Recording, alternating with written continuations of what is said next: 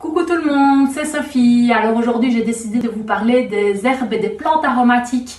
Alors ça comprend le basilic, la coriandre, le persil, le thym, les lauriers et évidemment j'en passe. Alors il y a plusieurs alternatives, soit on se fait son petit potager à la maison en intérieur. Moi c'est ce que j'ai choisi de faire parce que j'avoue que j'ai pas vraiment la main verte et pas la patience pour aller faire un super potager extérieur. Mais évidemment ceux qui s'en sentent capables, allez-y, c'est parfait.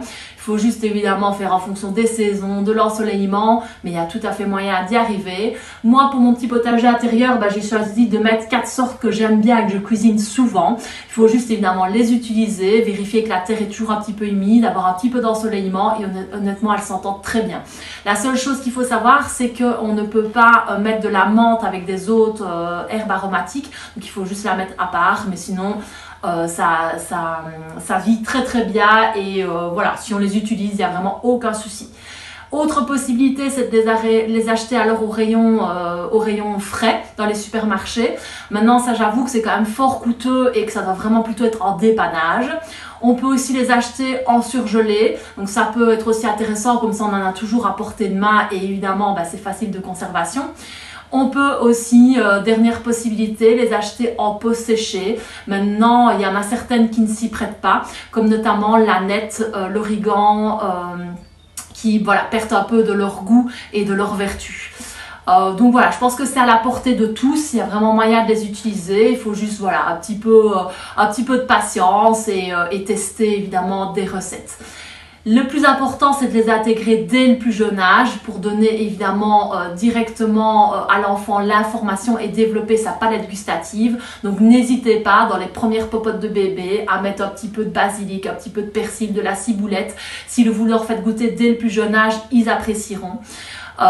Il faut savoir que les herbes aromatiques, elles ont évidemment des vertus. Elles ont des vertus au niveau digestif, elles ont des vertus relaxantes, elles ont des vertus antitussives. Voilà, évidemment j'en passe parce que c'est moins mon domaine. Mais moi je pense que ça s'utilise notamment en phytothérapie et ça peut soigner des petits maux comme des petits maux de tête, comme des problèmes de digestion. Donc parfois il faut aller voir un phytothérapeute ou un médecin pour essayer une alternative à certains médicaments. Attention que ça ne soigne pas toutes les pathologies, ça ne soigne pas les gros problèmes de santé, mais voilà, pour des petites choses, n'hésitez pas quand même à avoir des conseils par rapport à ça.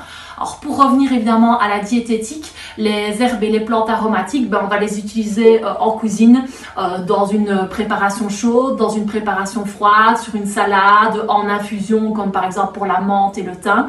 Moi je trouve que le mieux c'est de le rajouter vraiment en fin de cuisson, donc de déposer ça sur vos aliments ou à la fin de cuisson d'une sauce pour vraiment garder tout le goût et tout le peps des herbes aromatiques.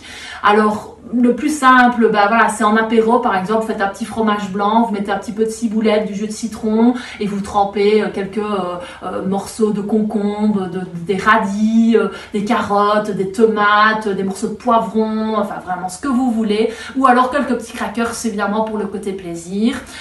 Tout ce qui est aneth, coriandre s'associe très bien avec le poisson, le basilic évidemment dans une sauce, ça on connaît, ou sur une tomate mozzarella, ça permet vraiment de changer toute votre tomate mozzarella, l'estragon sur une volaille, du laurier, du thym dans un bouillon ou dans une marinade, de la menthe évidemment en infusion, le persil avec les légumes, avec des salades, le romarin dans une infusion pour une crème de dessert.